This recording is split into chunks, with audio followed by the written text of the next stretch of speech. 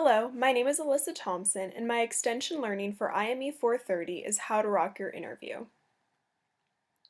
Before we dive into the nitty-gritty of rocking your interview, it is important to take the FIT test for each company that you are looking at. While you are in the midst of your job hunt and deciding which companies you are most interested in, it is important to take the FIT test before proceeding any further in trying to get an interview. It is important to be clear with yourself that the position and company you'd like to apply for fits your skills, career track, professional and personal objectives, beliefs, and experiences. Also, check to see if you are a match with the company's culture and needs of the company you'd like to join. If you decide that the company is not a good fit for you, do not move on with the interview process and avoid wasting your and everyone else's time. When you truly believe in and feel a good fit to the role and company, then you will radiate 100% motivation level towards the new role and the new company. That's what it takes to make you succeed.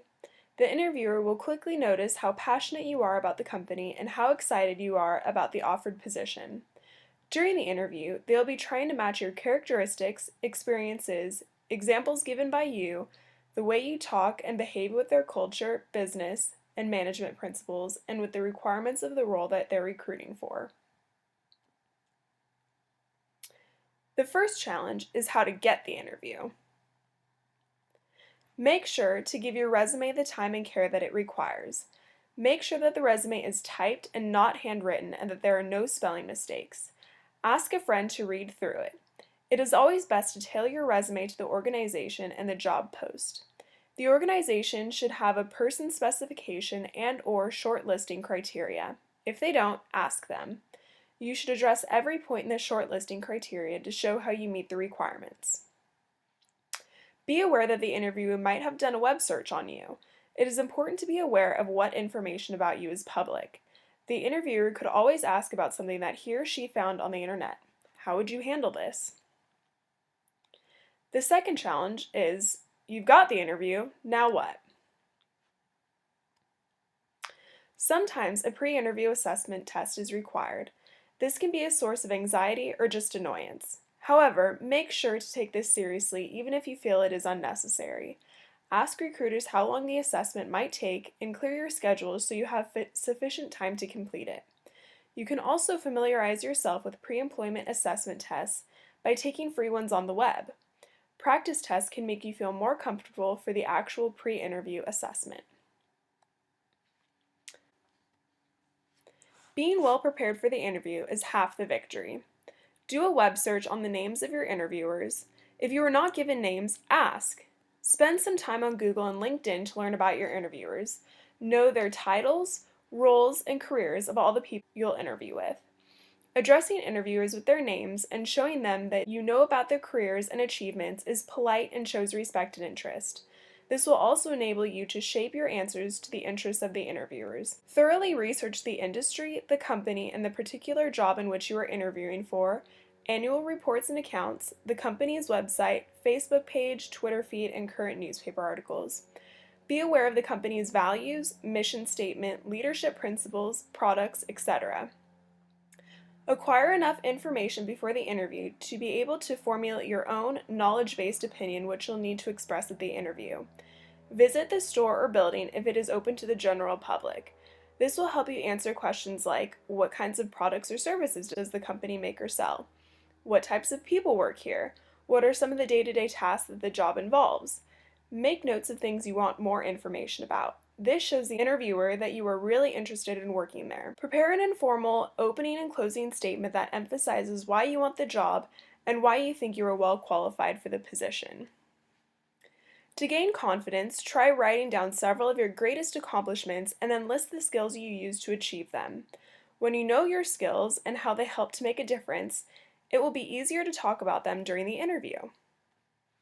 Practice out loud for your interview. This will make you sound more polished and concise. List a few things you want the employer to know about you and review common interview questions. Practice these common questions out loud in front of a mirror. This will prevent you from rambling and sounding unsure. On the day before the interview, read through your resume again to remember exactly what you have written.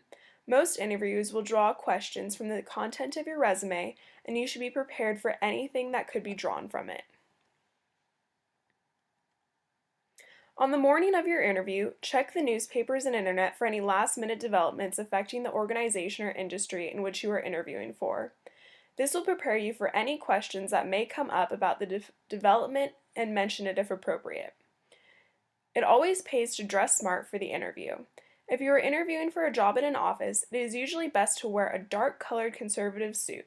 If you are interviewing for a job where the dress code is more casual, say at a factory or construction site, men should wear nice slacks and a button-down shirt and tie, and women should wear a nice dress or blouse and slacks or a skirt.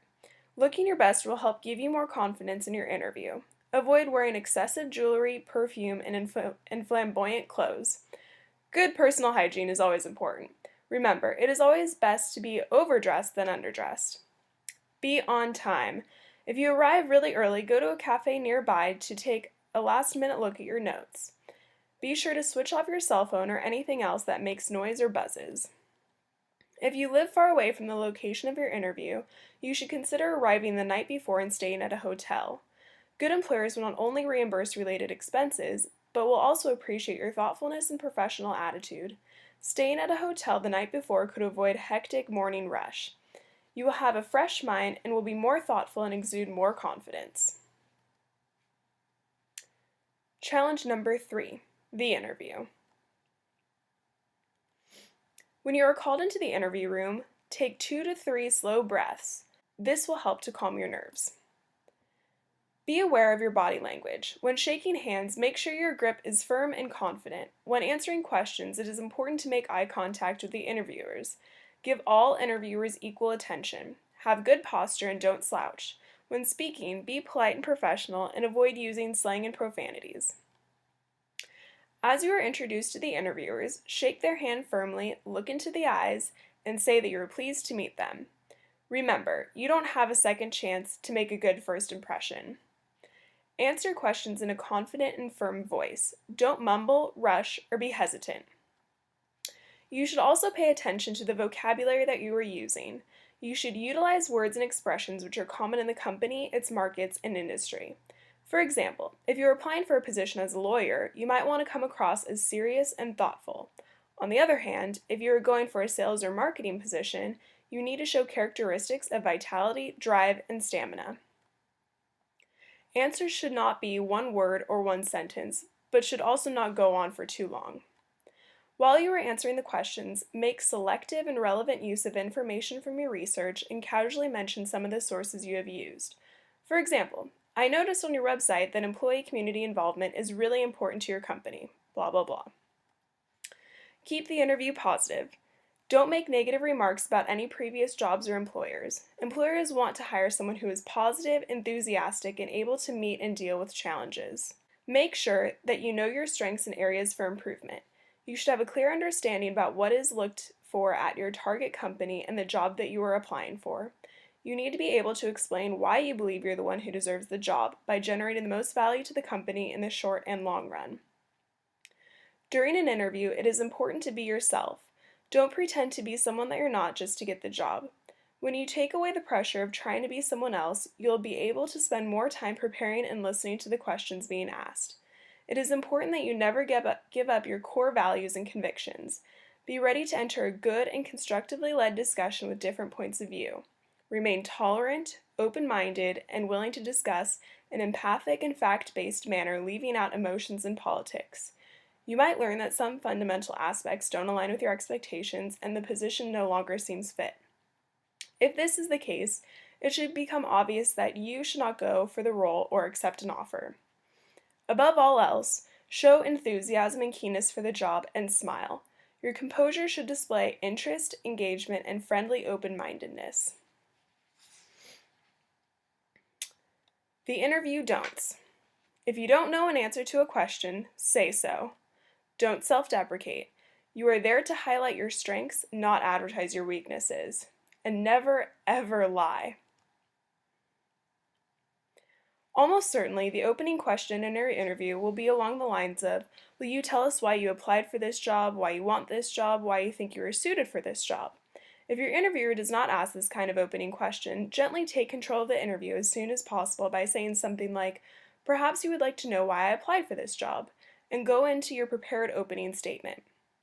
You should be ready to answer this question and have mentally prepared a short statement that provides 3 or 4 key points in your favor.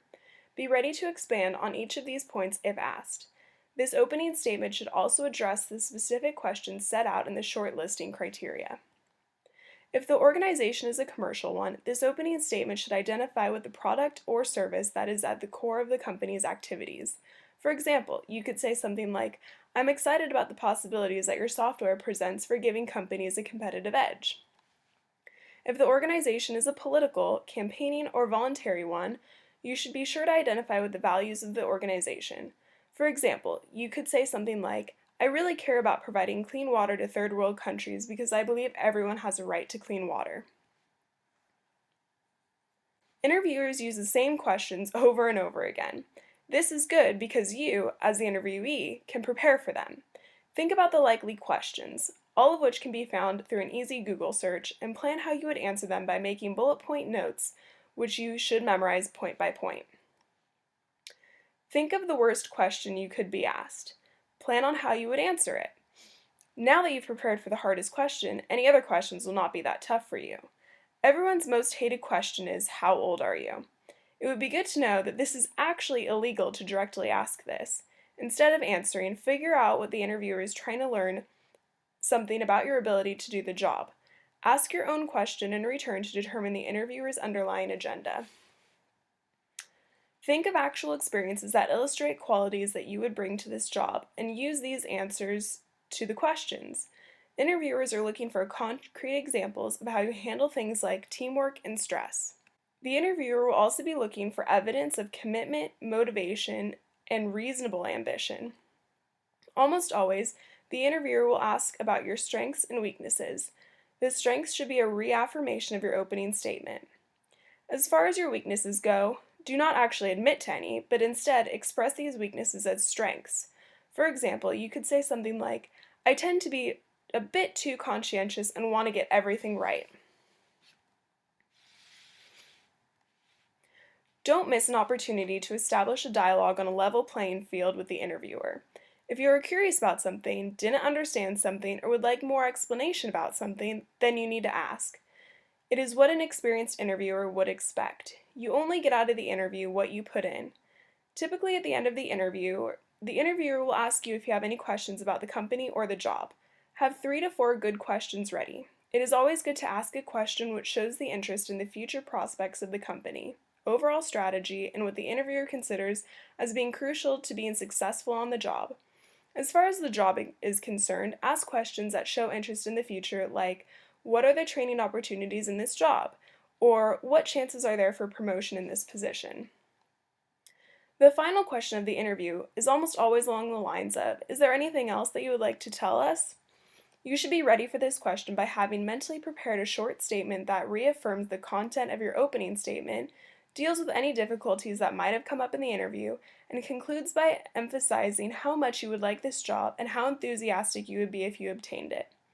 If you are not asked this kind of closing question, gently take control of the interview by saying something like, "Before I go, could I just emphasize why I am so keen to do this job?"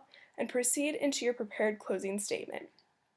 If you cannot answer a question to your satisfaction during the interview and have thought about it more during the interview, now is the time to state your better answer. If you are brave enough, ask for an assessment at the end of the interview. That way, if you have a second round interview, you know what to keep up and what to improve. Regardless of how the interview went, it is crucial to express your gratitude for the interview. Always end the interview session by politely saying goodbye. Challenge number 4, after the interview. Immediately after the interview, send the interviewer a thank you note thanking him or her for taking the time to interview you and that you are looking forward to receiving their answer. If you are interviewing with multiple companies, it is crucial to send a customized thank you note. Make sure that each thank you note shows the correct company and recruiter name. Be specific and show off your listening skills. If you discussed a particular trend or issue, mention it again in your thank you note and even include a link to a recent news story on the subject. Keep your thank you note professional and avoid being casual. Don't send emails that contain shorthand language or decorative symbols. Refrain from sending hasty and poorly thought out messages from your phone. It is inappropriate to try and thank your interviewers through social media. The employer wants to see that you know proper business etiquette. Also, make sure to write a thank you note to every executive you meet during the interview process. Each letter should speak to your particular interaction with that person. If in the unlikely case that you follow all these steps and do not get the position, ask for a debriefing interview or telephone conversation to receive feedback about your interview. This way, you can learn from your mistakes and change them for the next interview. This will also give you feedback on the things you did right so you can remember to keep doing them in future interviews. Wait until you've received an offer before beginning negotiating your salary. Start by looking up the market rate companies are paying for the type of job you're pursuing. You can find this information on websites like salary.com, glassdoor.com, and payscale.com. New hires usually get paid along this spectrum at big companies. Smaller companies tend to have less formalized salary structures. If you give a number that's too low, you could lose out on thousands of dollars. If you give a number too high, you could price yourself out of the running, so it is important to do your research. Determine the amount you want to be paid annually. Settle on a minimum that you're willing to accept. If an employer is unwilling to budge, consider asking for benefits such as extra paid time off or the option to work from home as an alternative. Keep in mind that if you perform well on the job, you may be able to quickly secure a pay raise. Meanwhile, if you're currently employed, find out whether a counteroffer from your current employer is likely. Talk to trusted coworkers about how similar situations have been dealt with in the past and gauge how much bargaining power you might have. If you decide to move to the other company without bargaining a counteroffer, make sure to give your boss ample notice. Now that you know everything it takes to nail that job interview, go get it. Thank you very much.